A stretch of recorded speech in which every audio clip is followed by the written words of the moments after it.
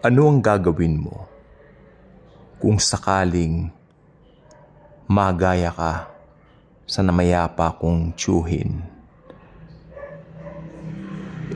Noong mahal na araw o Biyernes Santo ng taong 1978, siya po ay nakakita ng kapre as real as someone nasa tabi niya o nasa harapan niya.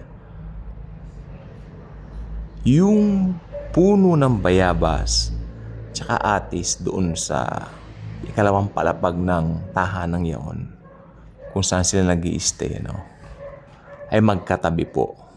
Mataas na mga puno ito, lalo na yung bayabas. Doon po niya nakita. Wala po sa isip niya na makakakita siya ng kapre that afternoon. Nakikinig po siya noon ng plaka, yung Saturday Night Fever soundtrack, yung Stayin' Alive ng The Bee Gees, nang biglang nag-appear doon sa puno yung kapre.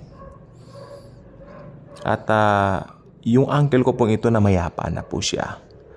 Pero sa tuwing naaalala daw niya ito, kasi kwento po niya sa amin na nagkaroon kami ng gathering o reunion, tuwing naaalala niya to, hindi rin niya maiwasan na hindi matakot. And then, napatanong ako, ano ba ang mga kapre?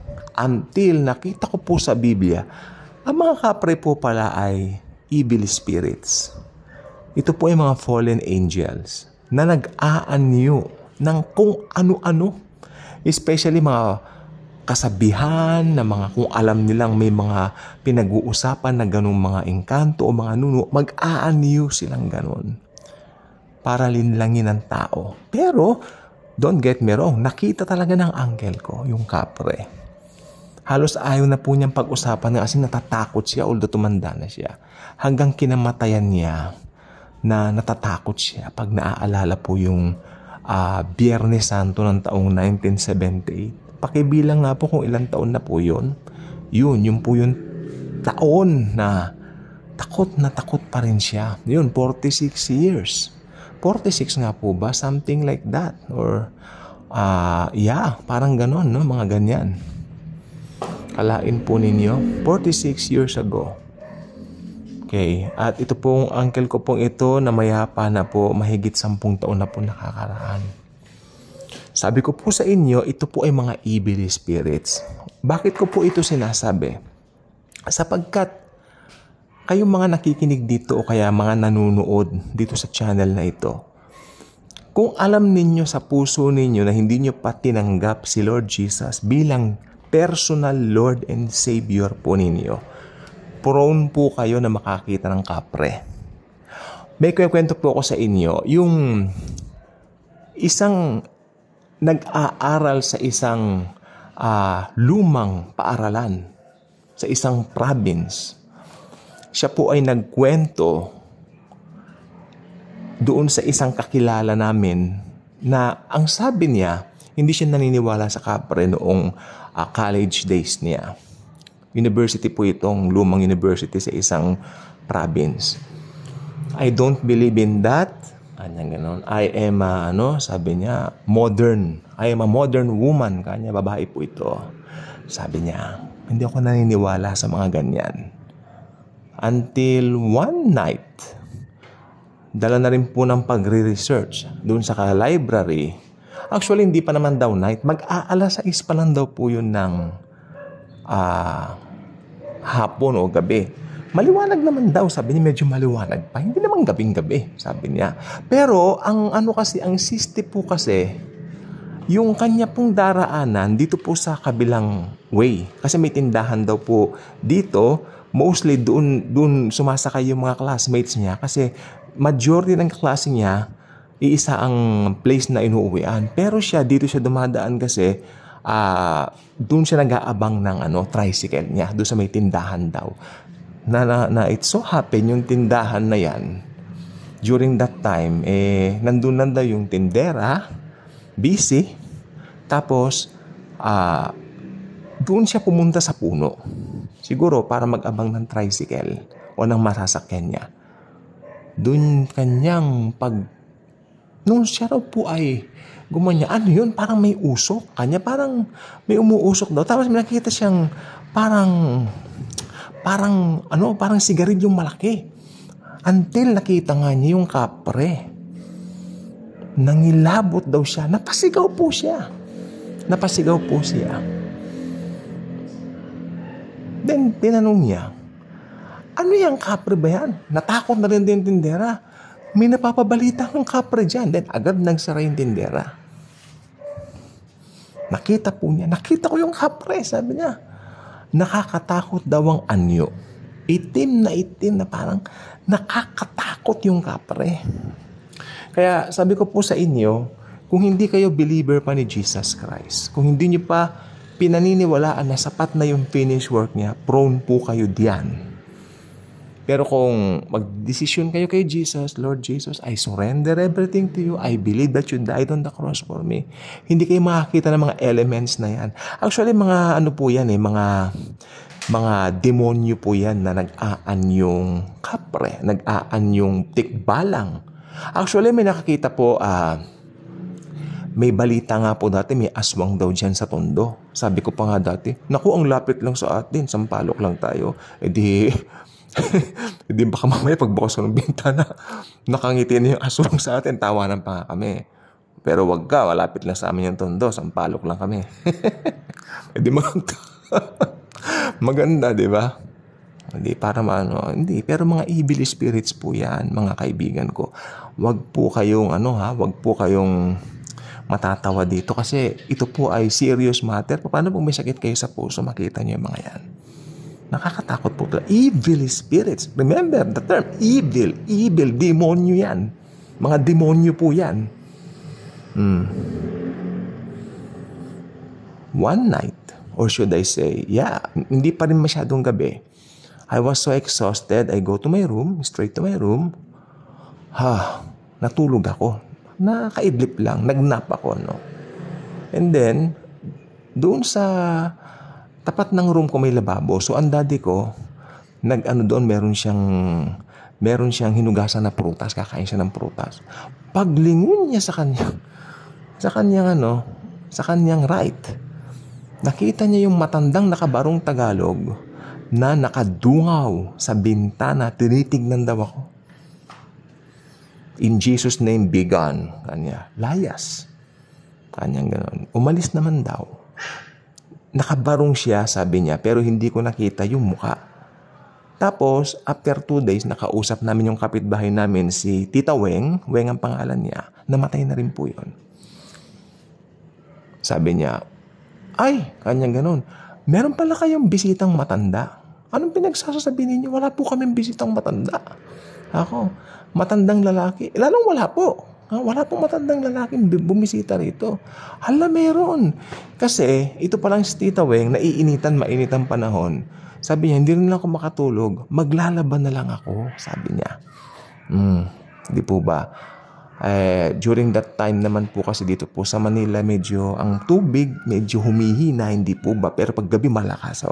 Maglalaban na lang ako, baka bukas humina uli ang tubig kasi maraming gumagamit. Nakita ko, nandun sa may gripo ninyo, kanya, yung matanda. May bisita pala silang matanda. Anong itsura, Tita Weng? Ayun nga masyadong formal, sabi niya. Nakabarong Tagalog. Wow. Alam niya po bang, aminin ko po sa inyo, ako po ay nangilabot nang sabi niya yung barong Tagalog. 2 nights ago, yan din ang sinabi ng daddy ko, nakabarong Tagalog, staring at me. At eto naman po ako, ikwinento ko sa mga kaklase ko. Yun yung lolo mo, binabantayan ka ng lolo mo, sabi nila sa akin. Ako, wow. So, kita nyo, pag kwento mo sa ibang tao, may iba silang paniniwala, iba yung perception nila. Pero sa Biblia po, familiar spirits po yung mga yon. At ito po yung sinabi ni Tita Weng. Nakabarong siya, pilit kong tinitingnan yung mukha, hindi ko sabi niya, hindi ko maaninag yung mukha niya. Parang maliwanag kasi yung reflection ng ilaw, kasi may street light po tayo dito, di ba, mga ganon. Parang nakaganon daw sa kanya. So, hindi niya nakita. Pero nakabarong. Napaka-formal naman ang matandang ito. 10:00 po siya ng gabi. So, ayan pong gusto ko sabihin sa inyo. Tapos, nung kamamatay po ng lola ko, no? Kamamatay lang po noon ng aking lola sa father's side. Daddy ko na naman. May third eye ang daddy ko eh. No? Kwento ko na po lahat sa inyo. Sige po. Kamamatay ng lola ko. So, siyempre, nandun siya sa bedside ng lola namin. Kamamatay. As in, huling hugot na hininga ni lola. Kitang-kita ng daddy ko. And then, nag-turn left ang daddy ko. Pag ganun, doon sa may pintuan. Nakita niya ang lola ko, nakatawa sa kanya. Sabi niya, hindi mo ako maloloko. Hindi mo ako maloloko. You are not my mother. Be gone in Jesus' name. Then umuwi siya sa bahay. Kwentuhan niya na sabi niya, nagpakita ang lola mo sa akin. Pero alam ko, that's not your grandma. She's now resting in the arms of the Lord Jesus Christ, sabi niya. Hindi ako maloloko ng mga diablong ganyan. Demonyo yun. So, sabi ko nga, iba talaga pa nagbabasa tayo ng Biblia. Hindi na tayo maloloko ng mga ganyan. Kasi delikado po talaga. Okay? Kaya, ayun. Pero sabi ko po sa inyo, yung mga ganyan po ng mga bagay, let's go back to the Bible. Malalaman ninyo, familiar spirits po yan. Okay. Ano po ba yung familiar spirits? Okay. Demonyo rin po ang mga ito. Halimbawa, namatay yung iyong anak. Siyempre, mahal na mahal mo yung anak mo. Namatay. 'Di ba? So, you're grieving, you're in grief. Siyempre, depressed ka, hindi ka na makatulog, hindi pa makakain. Wala ka ng gana. Tapos, bigla mo nakita yung anak mo namatay. Siyempre, yung adrenaline mo, rarais yan. Anak mo. Siyempre, talagang ang gusto mo makita yung anak mo talaga. Nakita mo yung anak mo nakaupo. Paano po yan ngayon? Maski may magsabi sa kanya na evil spirit, hindi siya maniniwala kasi gustong-gusto nga niya makita yung kanyang anak. Yun po ang danger doon. Pero sa Bible po, familiar spirits yun. Yung mga familiar spirits, po yung mga demonyo. Kasama po yung mga yan sa mga nagrebelde laban sa Diyos. Sila po yung mga fallen angels po. Kung saan po dito sa lupa sila natapon. So marami pong fallen angels dito. Sila po yung familiar spirits.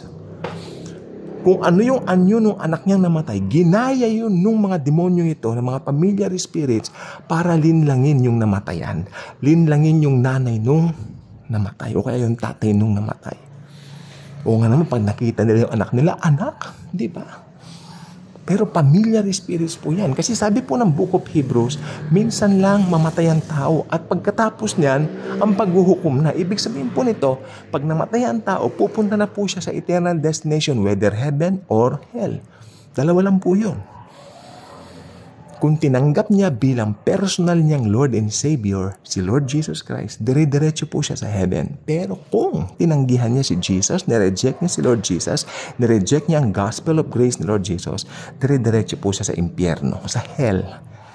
Okay? Hades pa lang po ngayon. Eventually, magigihena after nung mga program ng Diyos na matutupad. So, yes, ang mga ganyan po. Ang isa pa pong hindi ko malilimutan, nangyari din po dito po sa Sampaloc din po, no. Lahat kami nagpunta ng sementeryo Pistang patay, hindi po ba? Lahat nasa sementeryo. So, itong bahay isinara. Yung bahay isinara. Okay? Tapos, kinabukasan, sabi nung kalaro nung pinsan ko, ang ganda nung babaeng nakadungaw niya sa bintana, yung nakayelo. Sabi niya, anong pinsan ko? Umakyat yung pinsan ko, may tao raw dito kahapon. Baka may magnanakaw, sabi niya. Wala namang nawala. Tinanong din kami, wala namang nawala. Kasi ancestral home po namin yon. Oo. May mga kanya-kanya rin kaming pinitirahan na awa naman ng Panginoon. Pero yun po yung luma naming bahay. Ano po yun? Mga bahay natin sa Maynila, di ba yung ancestral home, yung malalaki siya tapos may second floor, di ba? Yun po, doon po kami. Actually, doon po sa bahay na yun, may narinig kaming lumalakad na nakakadena, hinahili. Tapos nakita rin ng isang bisita namin from Capiz, nakita niya na hinihila yung ataol. Marami pong kwento. Tapos, yung isang matanda, natawa po ako, bali, lola po ito ng pinsan ko, nagbakasyon din doon. Wala raw sa loob niya na meron palang Kastila na nagmumulto roon. Pagbukas siya ng pintuan, talagang kinikwento niya kasi nakakatawa siya magkwento. Gumanon daw siya. Kasi nakatawa raw sa kanya yung Kastila. Yan po ang nangyari. Bata pa po akong maliit noon. I was 5 or 6. So, ano bang mali ko? Ang dami doon. Kaya ang sabi nung kaibigan ng pinsan ko, hindi. Imposible yan. Nasa sementeryo kaming lahat. Nandun sa mga loved ones namin na departed, di ba? Siyempre, ganun nga. Walang tao dito sa bahay. Nilak ito. Nakalak. Alam mo bang ibig sabihin nakalak? Nakakandado. Hindi nga. Anong kaibigan niya? Tinawag ngayon yung nanay. Ang ganda-ganda niya. Nakadungaw siya. Nakadungaw siya dyan. Until we found out, ito po, yung dating border na pinatira doon ng lola ko, namatay po pala dahil kinulam daw according to them. Ang sabi nung nanay nung kaibigan ko, kamukha siya ni sinabi niya yung pangalan nung namatay. Tapos namatay nga palang talaga. So, familiar spirit po yung ginagaya yung babaeng tumira doon. Yung pong ibig ko pong sabihin sa inyo. All of these are true na nangyari. Ang daming kababalagan doon sa bahay na yun, yung ancestral home namin. Yung Kastila. Kasi ang sabi nila yung Kastila na yan. Kasi dito po sa Sampaloc, sa Espanya, no? Di ba, Espanya nga siyempre, puro Kastila noon, mga tao. Diyan lang daw yun, pagala-gala. Tapos, may bisita from Capiz. Kaibigan yun nung uncle nung pinsan ko. Sa mother side niya. Kasi pinsan ko po siya sa father side. So, dinala niya doon dahil mag-a-apply daw po ng trabaho dito sa Maynila. So, ayun. May narinig daw siyang lumalakad na para may kadena. Ayun. Tapos nakita niya nung gabi. Nakita niya gabi may ataol na hinihila. May kandila sa ibabaw. Alam niyo yung ginawa ng bisitang yon? Nag-evacuate na. Naghanap na lang ng Meron daw siyang kaibigan dito sa dito sa may malapit sa UST. Kung di ako nagkakamali dyan sa may yata. Dito sa malapit sa UST, dyan na siya tumira. Yan yata sa sa Padre Nobal yata. Diyan siya tumira na lang dahil may kakilala raw siya dyan. Total kasama niya mag-a-apply. Di ba?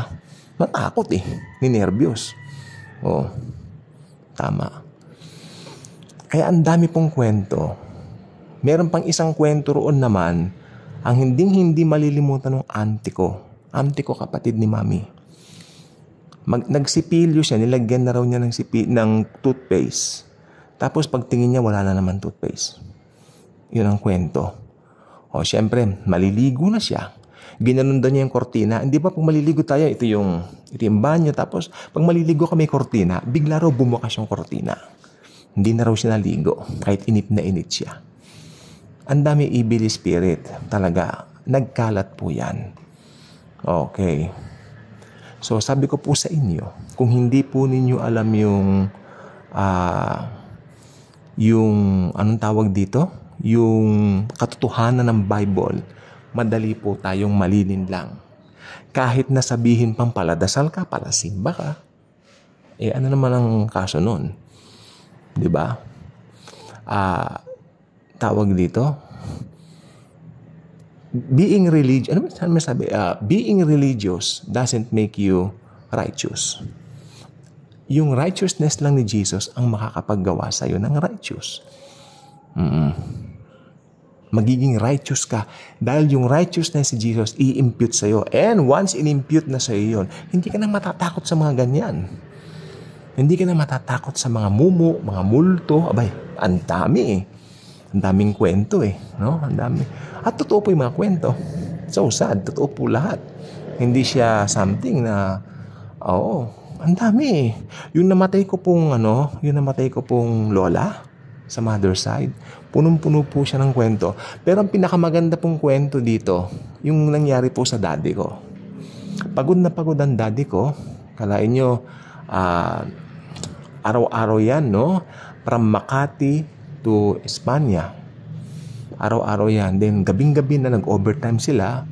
So, during that time, tulog na raw kami. Pero siya, naglatag siya nung sala. Sa may sala. May folding bed siya. Pagod na pagod siya. Lord, pagod na pagod po ako. Sabi niya. Daddy ko palabasan ng Biblia halos araw-araw. Maski bago siya pumasok ng office, binabasa niya ang Bible. And then sabi niya, Lord, pagod ako. Hindi magandang pakiramdam ko. Sabi niya, bukas po maaga kong papasok. Kailangan po maganda ng pakiramdam ko. Pumikit siya. Siyempre gabi po, no, nasa sala po siya. May nakita po siyang kamay na nakahawak dito po sa kanyang belly. Dito po sa kanyang tiyan. Oo.